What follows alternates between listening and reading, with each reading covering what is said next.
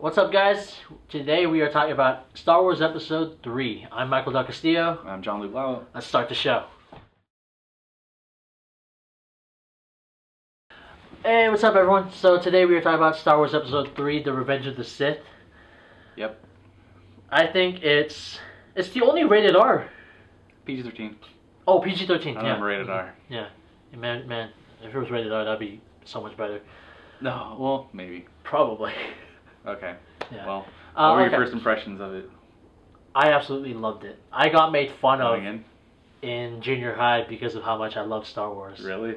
Yeah. True fan right there. He gets beat up by bullies because he likes Star Wars. Yeah. But honestly, though, it was something. It was the culmination of the saga. I mean, we thought that was it, and yeah. It did well. It finally wrapped up the whole arch of Darth Vader, and we figured out how he became Darth Vader. Mm-hmm. We can nitpick here and there.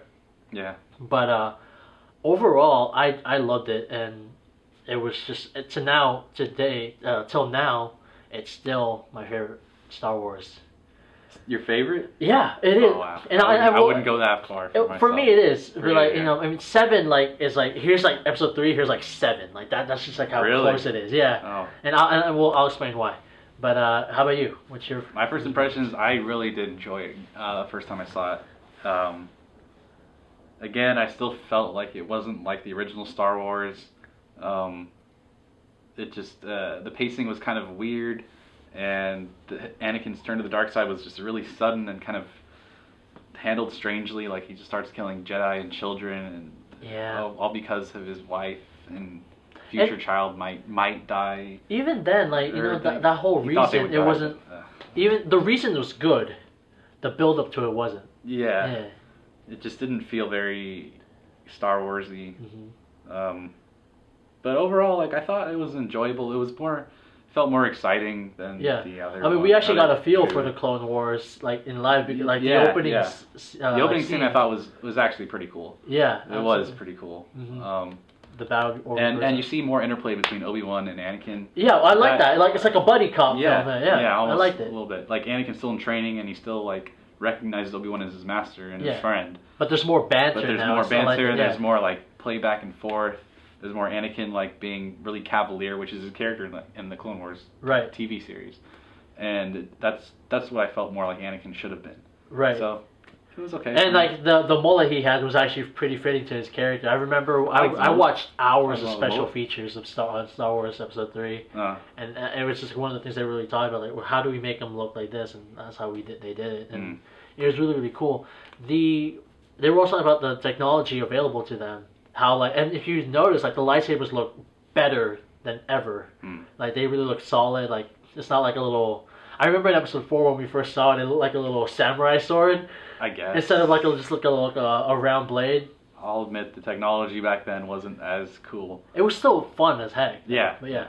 The lightsaber battle, they opened up with a lightsaber battle, which is really cool. Yeah, and I like how Count Dooku dies with Anakin like holding the blue lightsaber and the red lightsaber, and then he just makes his decision and just slices Dooku. I love that opening. That was a really cool. We need to watch it again. If the red was over the blue, dang. Which one was on top? I don't know. No, because if it was, that could say a lot. Like, okay, dark side really is winning or something. I guess, yeah. Yeah, that was really, really cool. Do it. Idiots. Okay, good. Thank you for bringing that up. When did you figure out Palpatine was the Emperor? As a kid, I didn't really figure it out until like the third episode. Okay, you figured it out as everyone else found out. Basically. I think I did. I think I was kind of new, but I didn't. Okay, you want to hear how I figured it out? The original Clone War cartoons, the 5-minute ones, the way Palpatine was drawn looked exactly the way the Emperor was drawn, and that's how I figured it out. And I was like, I didn't want to figure it out like that from a cartoon. Yeah. I was like, shit, I'm too smart for what I wanted to be. But it's okay. General Grievous. I agree. The cartoons were so much better. Yeah, I haven't finished all the cartoons. I'm still barely away through. But yeah, he's better in those. But even then, he's just sort of there, and I don't get why he's sick. Like, they never explain why he's sick in the movie. Oh, okay. But they clearly said you would have had to watch the 5-minute cartoons in order to get. I'm pretty sure I watched those after I watched episode 3.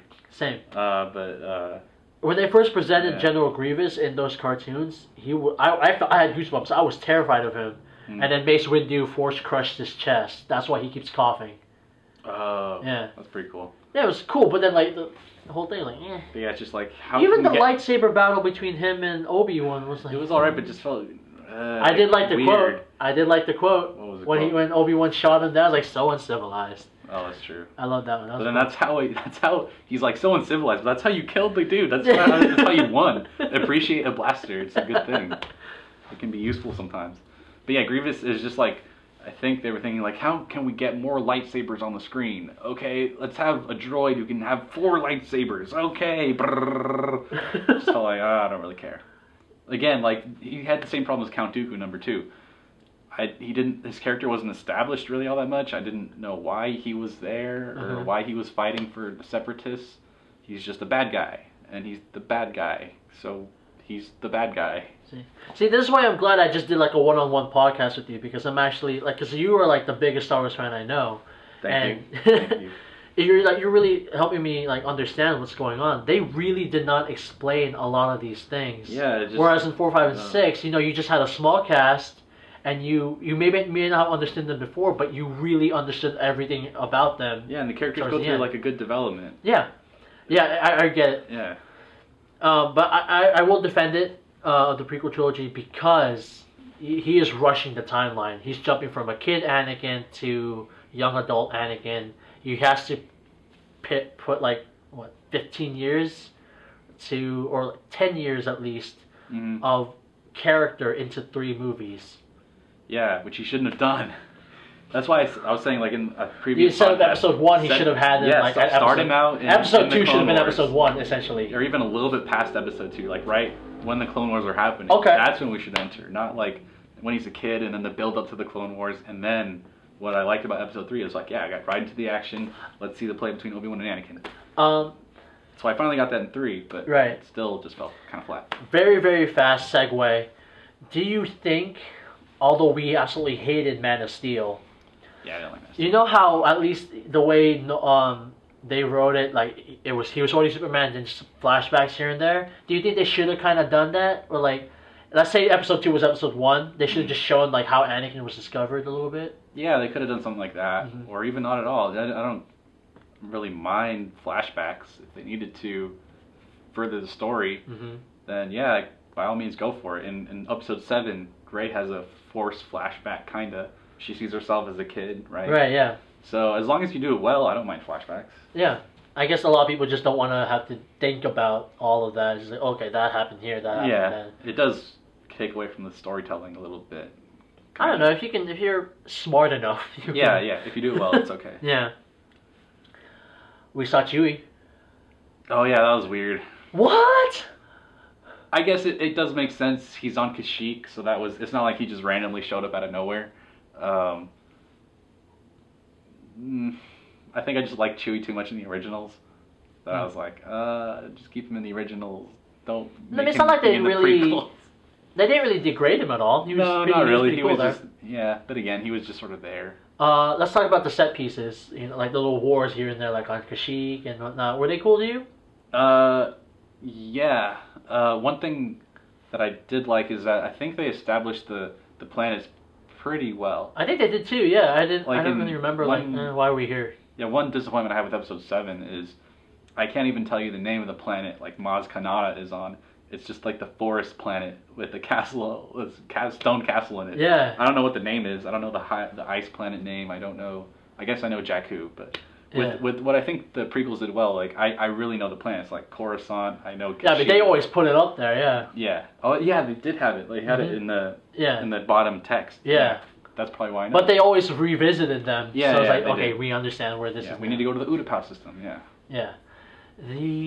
Let's see. What else I want to talk about? How his actual turn to the dark side, like the moment. Yeah, let's talk about that for a bit. Yeah. Ultimate power, where Sidious goes like that, and the little force lightning comes out. I thought it was like, it was okay. The actual scene was okay. Like Anakin has a decision to make, I didn't like the build up to it, but I thought it was like a pretty okay scene. Like you see the Emperor just like being super badass and just like wanting power and wanting Anakin to join them. I mean, I remember now the whole not wanting to lose your wife and potential kids is a really great reason to turn to the dark side. It's a really good reason. The fight, like you said, between Mace Windu and Sidious was really good too. The betrayal of Anakin was really good too. But then how does he go from like, oh no, what I've done, I'll do what you want. Exactly, yeah. That's something that was just really bad. It was just like flip flop right off the bat. It's not the Jedi way. We shouldn't kill him. Oh, okay, I'm your servant now, Emperor Palpatine. Emperor Palpatine. Emperor Palpatine. I'm gonna go kill some children for you. Yeah. It's like, what? Honestly, I think you have a really big problem with him killing the kids. Yeah, I mean, it's killing kids. He has a kid of his own who he's trying to save, and his wife. Okay, I'm gonna go kill some other people's children so I can save my one kid. I think that was just a really good. I think that was a really good way to build heat on Anakin. It was a good way to build heat, but he shouldn't have like been the one guy who's like, okay, I'm gonna go kill the children. I'm gonna solve it myself. It's like, I don't know. Maybe I'm wrong. Maybe if we just had a bit more scenes. Yeah, or something. Interplace here and there, but. Yeah, I understand that whole flip flop just really was weird, and it just goes it's complete 180. It's not the Jedi way. Okay, I'll kill some children. I don't even know how you would write it better though, because something dark does need to happen. I mean, Darth Vader is dark. He's a dark dude. Yeah. I just didn't like how it was handled, and I'm preaching. I'm just saying I want it my way. Maybe like Anakin should have just left without giving the Emperor his answer, and then while he's like meditating or something, he finally realizes, okay, maybe this is the only way I can. Yeah. I think I would have appreciated that more. At least give us some time between the 180 turn. Yeah, exactly. Yeah. Let's talk about Yoda versus Sidious. Did you like it? I wasn't expecting it, but I kind of liked it. It was cool too. Yeah, it was okay. I didn't like the lightsaber part of it, but I like the Force part of it. Too many Yoda lightsaber flips and CGI Yoda. Yeah, I think again the one thing that took away from it, it's just the age of the actor. Oh yeah, Palpatine. Yeah, he just didn't work at all. In the cartoons, he's flipping all over. He's like another Yoda in the cartoons. He's like flipping all over the place like a legit Sith Lord. I know the Force gives you extra abilities, like you can Force jump or whatever. Yeah. When you're old, you're old. I don't care if you have the Force or not. Let's just take away like the bad writing or whatnot. Yeah. Because the whole scene before Anakin versus Obi-Wan when they're talking, it was just so bad. Like Anakin's you will try. Yeah. You are my enemy. I'm like, this is really bad, guys. Like you had to have sat down and realized this is really bad. Yeah. And I want to point out something else. You know how the lightsaber battle ended? Couldn't that have ended at the very beginning? Anakin flipped backwards. Obi-Wan could have just cut him right there. Oh, he does the same thing he does. Yeah, exactly. Yeah. But let's talk about the lightsaber battle on the whole. Did you like it? I liked it, but it was way too long. I loved it. And it was too intense, too. Like what? No. Okay, no, tell me your reason, then I will counteract, because I loved it. Okay, so in episode 7... Yes. I like that lightsaber battle, even though I think you don't like it as much. I didn't really like it as much. I like it because you feel more for the characters, and like, Rey doesn't know how to wield the lightsaber. She's scared out of her mind, and it's just more visceral. Like, okay, I'll try and hit you. And Finn's the same way. It's like, I'll just try and hit you, but he's always... Kylo's always like making him step back and making Rey step back. Rey's like, if you watch The Force Awakens again, Rey is barely keeping her own. Yeah. She's just like constantly getting knocked back by Kylo. Absolutely. With episode 3, they just feel like, I guess the Force is helping them wield their lightsabers, but they do it so fast where there's like no passion. Well, I don't feel any passion. It's like cool and that they can do all these moves, but there's no passion in it. Well, for me, it feels mechanical. Well, for me, really, okay. Yeah. For me, it's the reason why I loved it so much. This is the culmination of everything. Like, this is now Darth Vader becoming Darth Vader, and he's this is the ultimate battle. I mean, because the reason, again, like with episode 7, the stakes were high, but they weren't really set. This episode 3, it's like, this is it. I'll give you that. Yeah. Which is why, I mean, I remember watching whoever the actor is of Emperor Palpatine. Ian something. Yeah, Ian something. He was he had like a little broadcast and he was like explaining to everyone what it was. Obi-Wan is a level 10 Jedi. Level 10? Yeah. And then they have levels now. Well, no, I mean like he's just explaining like basic like, and then Anakin in his words. And Anakin is like level 11, which is why like when they're doing this thing, like they're fighting intense, but Anakin you can see like he's doing like a little spinning thing here and there and whatnot. It's all hatred from Anakin. He's just trying to kill Obi-Wan. Yeah. To your point of mechanical, I did see it a lot of times. It's like, okay, I'm gonna go here. You're gonna go here. You're gonna go here. Exactly, you're gonna go here. That's what I mean. It felt really choreographed. The opening moments though were epic. It got worse as it went on. It kind of got worse, yeah. And then when the lava started happening, it was like, okay, I'll wait for you here, and then we'll hide. Yeah. Okay, go hide. I was like, I didn't like that. It got ridiculous. Yeah, but in terms of the emotion pouring into that fight, I absolutely loved it because I just felt it all the way through.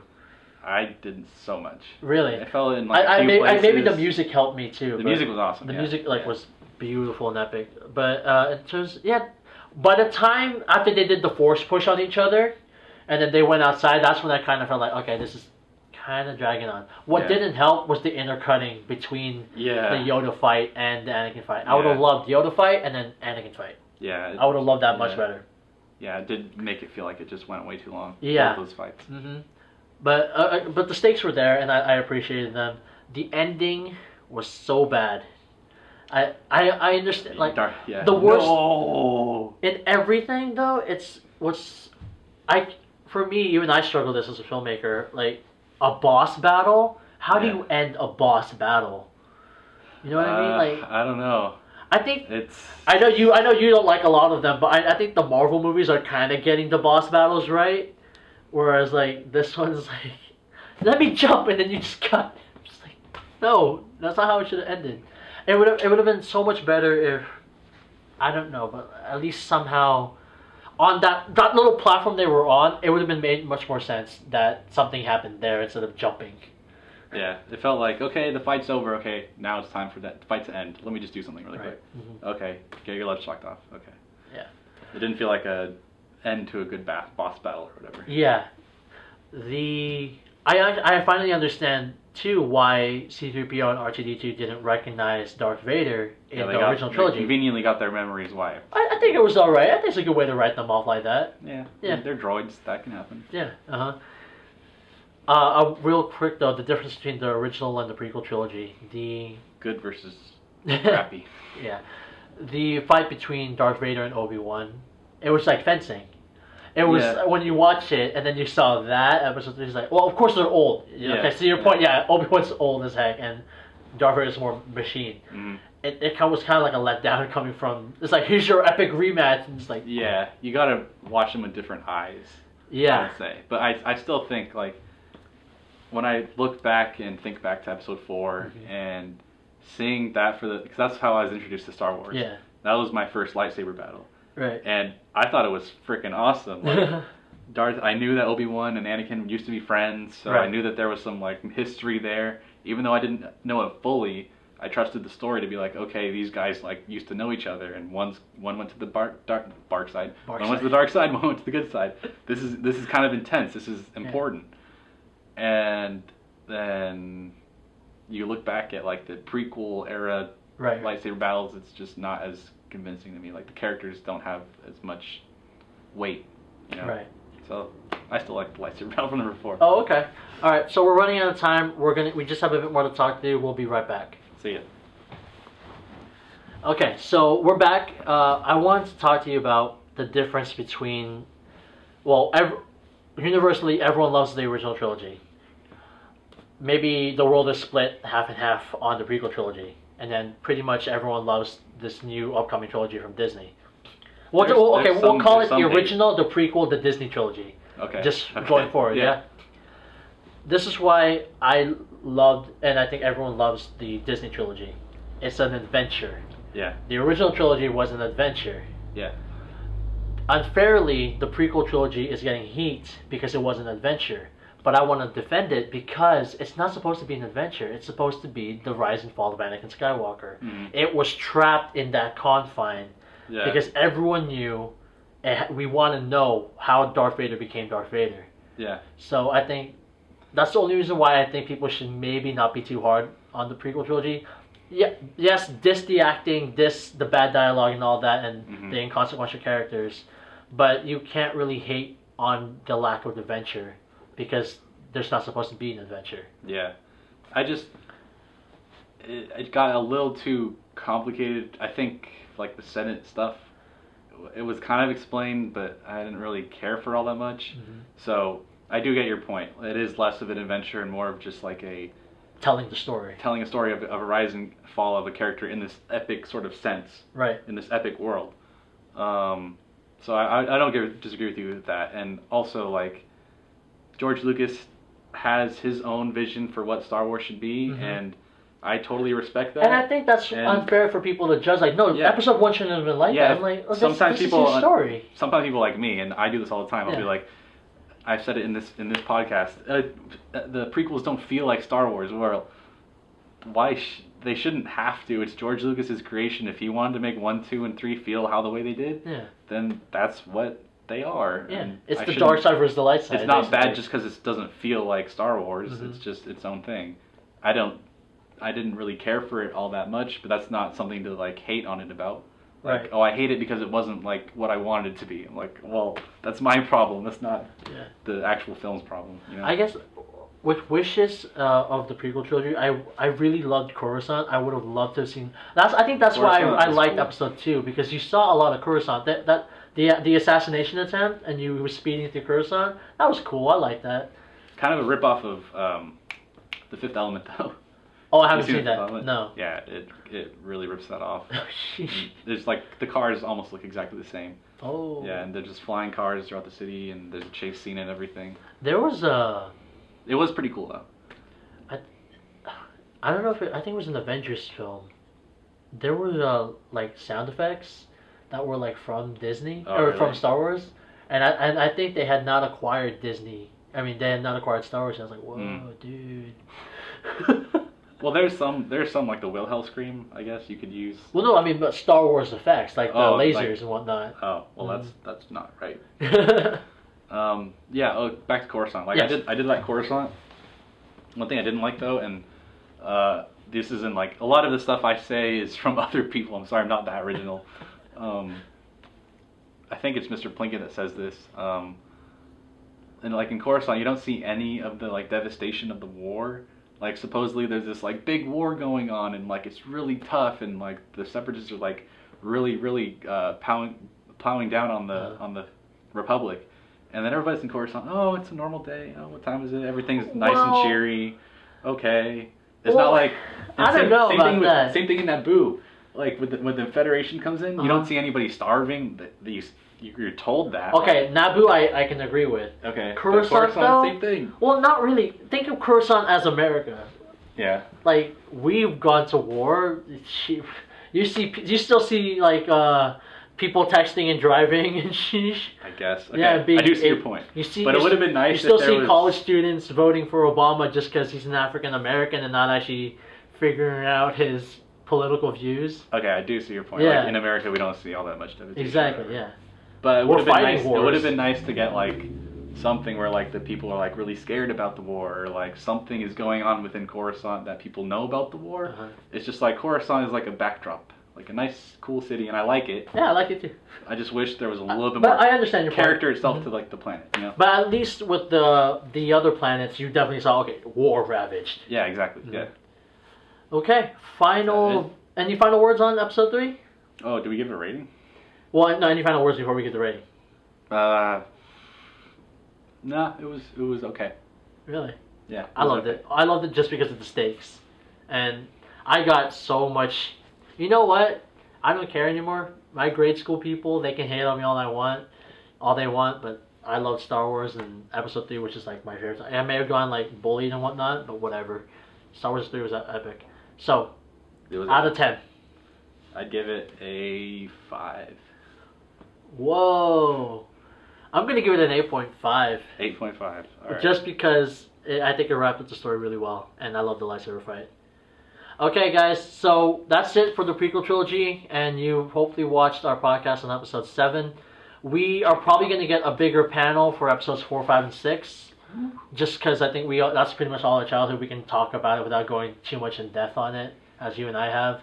Because there's nothing really to knock on there. We just like maybe nitpicking. I can talk about Star Wars for ages, but yeah, whatever. We're also going to be talking about the Boba Fett movie.